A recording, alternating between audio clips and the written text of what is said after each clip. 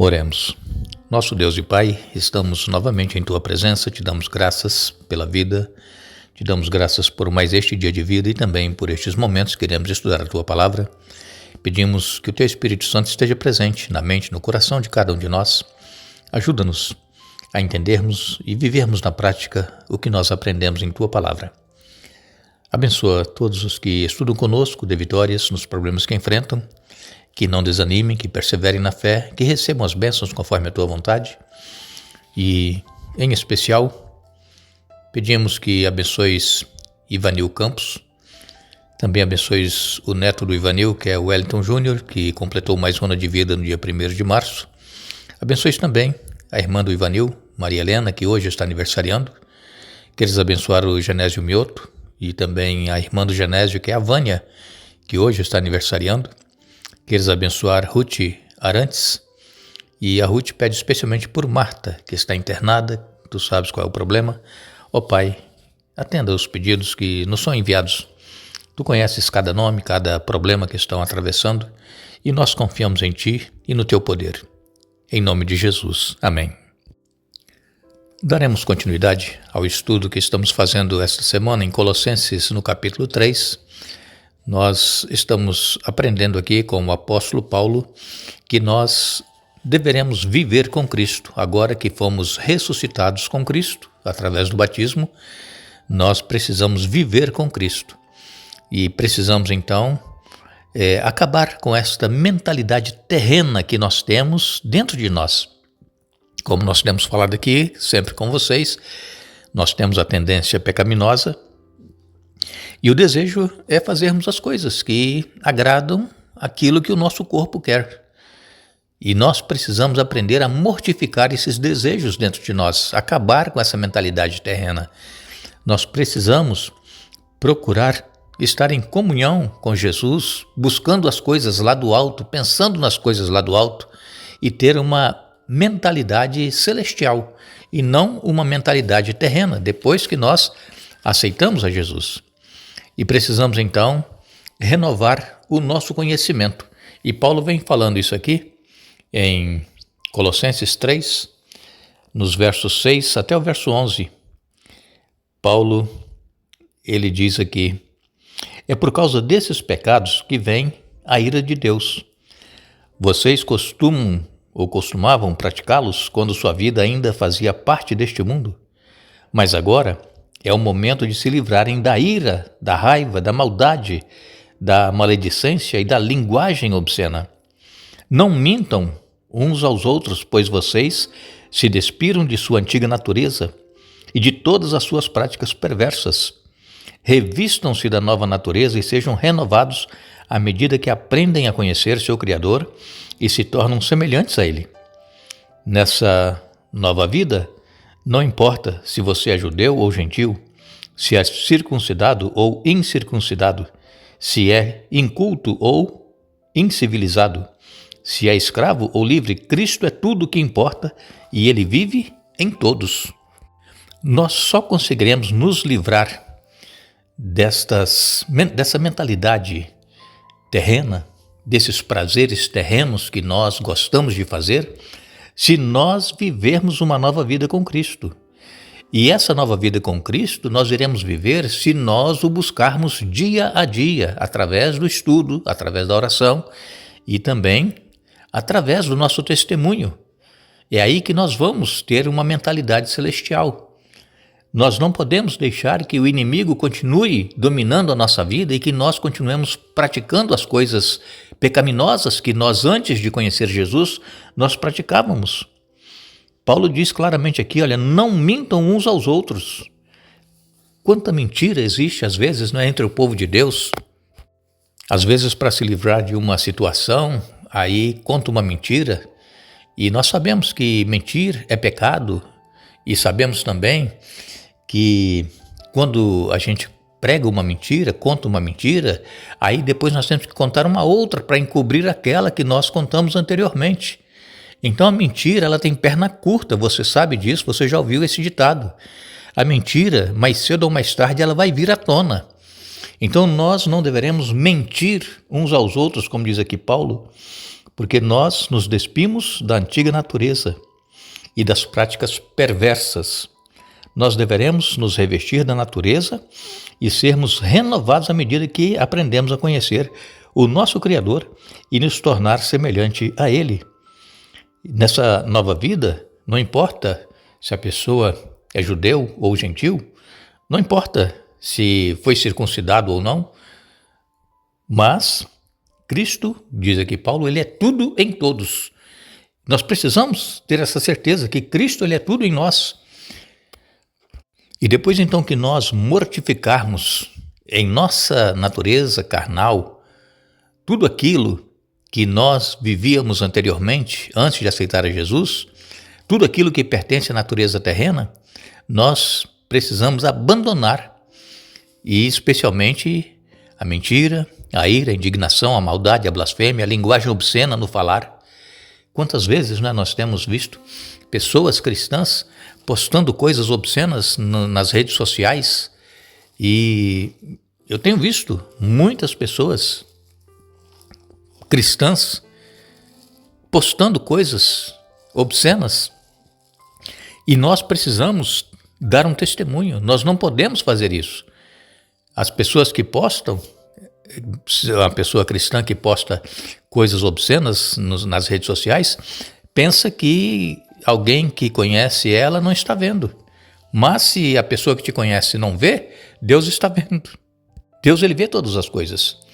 O apóstolo Paulo, aqui em Romanos, no capítulo 6 e no verso 6, Paulo ele vem dizendo: sabemos que nossa velha natureza humana foi crucificada com Cristo para que o pecado não tivesse mais poder sobre nossa vida e dele deixássemos de ser escravos.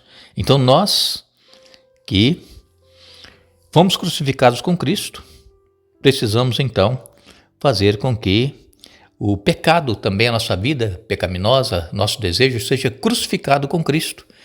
E em Efésios, no capítulo 4, nos versos 22 a 24, Paulo ele vem dizendo: livrem-se de sua antiga natureza e de seu velho modo de viver, corrompido pelos desejos impuros e pelo engano. Deixe que o Espírito renove seus pensamentos e atitudes, e revistam-se de sua nova natureza, criada para ser verdadeiramente justa e santa como Deus. Então nós precisamos nos livrar dessa antiga natureza. Nós não podemos, irmãos, nos enganar a nós mesmos. Só porque nós fomos batizados e as pessoas pensam que agora nós somos uma nova pessoa, um novo ser, uma nova criatura, mas no íntimo nós estamos praticando todas aquelas coisas que nós praticávamos antes de descer as águas batismais. Como eu disse para vocês, Deus está vendo tudo. Podemos enganar as pessoas, mas nós não enganamos a Deus. Então este velho homem, essa velha mulher, essa velha natureza, nós precisamos nos despir dela. Esse ato de despir dessa velha natureza nos lembra aquela passagem lá de Zacarias. Zacarias, ele relata aqui que Josué, o sumo sacerdote, não é aquele Josué que conduziu o povo lá no deserto, não. É um sumo sacerdote que se chamava Josué. Ele foi acusado por Satanás de que ele era indigno de estar ali naquela posição, oficiando, mas Josué, esse sumo sacerdote, ele não falou nada, ele simplesmente se calou. Por quê? Porque ele reconheceu que ele era pecador e era indigno de estar ali, mas ele estava exercendo ali a sua função. Assim também nós, às vezes somos indignos, mas nós temos um Deus em quem nós confiamos e temos a Jesus, que é o nosso advogado. E aqui então, quando Josué ele foi acusado por Satanás, Josué ele continuou em pé ali diante do anjo, e aquelas roupas que ele estava usando, roupas imundas, o anjo disse aos que ali estavam: tirem as roupas imundas dele. E voltando-se para Josué, disse: veja, removi seus pecados e agora lhe dou roupas de festa. Então é isso que Deus faz. Se nós, irmãos, não quisermos justificar os nossos erros, nossos pecados, mas reconhecermos quando somos acusados de estar cometendo coisas que desagradam a Deus, ao invés de nos defendermos, deixar que Deus nos defenda através de Jesus Cristo, que é o nosso advogado. O anjo tirou a roupa suja que ele estava usando, que simbolizava os pecados, e colocou uma roupa nova, roupa de festas, diz aqui. E é isso que Deus faz conosco. Quando nós nos arrependemos dos nossos pecados, dos nossos erros, Ele remove os nossos pecados através do sangue de Jesus, e a justiça de Cristo ela é imputada em nós, é colocada em nós aquelas vestes de linho branco que somente Jesus pode usar, que é a justiça dele. Então nós não temos justiça própria em nós mesmos para nós nos defendermos das acusações, mas nós temos Jesus, o nosso advogado, e precisamos então ter a nossa mente renovada no conhecimento daquilo que nós deveremos fazer agora que somos uma nova criatura em Cristo. Quando nós procuramos conhecer o nosso Senhor e Salvador Jesus Cristo através da Bíblia, através da Palavra de Deus, a palavra ela irá nos transformar, como diz Paulo em 2 Coríntios 3, verso 18, nos transformar de glória em glória na sua própria imagem. É isso que acontece. Mas para isso, é necessário nós buscarmos o conhecimento na palavra de Deus. Infelizmente, a maioria dos cristãos sequer pegam a Bíblia na mão para lê-la, para estudá-la, para conhecer o amor de Deus, conhecer a justiça de Deus, para conhecer aquilo que nós precisamos fazer em nossa vida. Eu espero que vocês que nos acompanham tenham o hábito de estudar a Bíblia todos os dias, não somente ouvir comentários da palavra de Deus, mas estudá-la, ter a Bíblia na sua mão, ler e orar, pedir ao Espírito Santo iluminação para entender aquilo que está lendo e aí, depois que entender, colocar em prática na vida, no dia a dia. Muitas pessoas se orgulham de ter lido a Bíblia várias vezes, do Gênesis ao Apocalipse, e o importante, irmãos, não é nos orgulharmos de termos lido a Bíblia de capa a capa, como dizemos, mas precisamos de viver aquilo que nós conhecemos da Bíblia. Esse é o segredo. Se nós conhecemos o caminho que nós deveremos andar e nós não andamos nesse caminho, de nada adianta conhecer a palavra de Deus.